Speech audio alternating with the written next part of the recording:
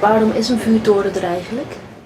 Nou, die toren die is dus gezet hier in het belang van België, voornamelijk Antwerpen, de haven van Antwerpen natuurlijk.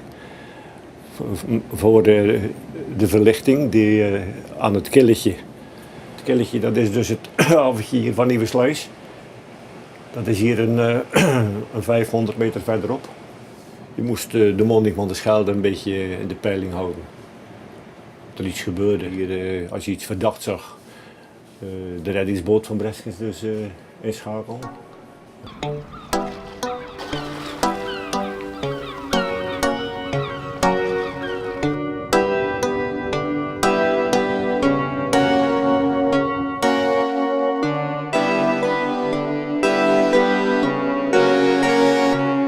Ja, nu is dat allemaal voorbij in verband met die satellietnavigatie en alles. Is het niet meer nodig, die toren feitelijk. Nou is het feitelijk meer in de toekomst een toeristische attractie. En België heeft hem nu weg aan Nederland als het ware. En dankzij die stichting kan die blijven bestaan en kan ook het licht weer gaan branden, dat hoort er ook bij.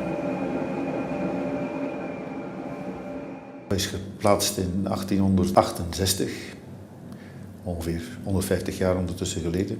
De jaren 60's, zoals we die noemen, van de 19e eeuw waren op het zeevaartgebied heel belangrijke jaren, ook voor de Westerschelde. De stoomvaart begon meer en meer op te komen.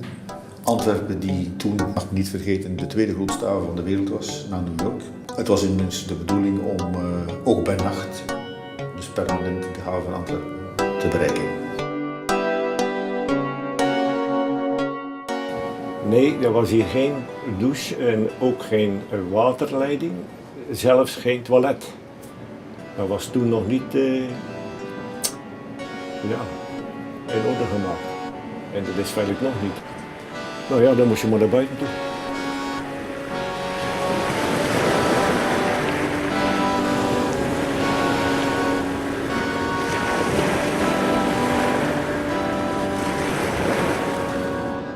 Op een bepaald ogenblik was er dan ook sprake dat België, die de rechtmatige eigenaar van deze vuurtoren is, er zou overgaan tot het afbreken van deze vuurtoren. Toen zijn we eigenlijk wakker geschoten als stichters van de stichting en willen het belang van die vuurtoren toch doorgeven aan de volgende generaties. En wat betekent de vuurtoren voor Breskens? Nou, voor Breskens, ja, het is gewoon een eigen. Je bent er eigen aan, je weet niet beter, alle Bresciaanders van jongs tot oud. Dus dat zou wel erg zijn als die weg zou moeten. En gelukkig gaat dat dus niet hoor. Nee. Dat is wel fijn hoor. Ja. De vuurtoren staat er nu al bijna 150 jaar. De constructie is zeer solide.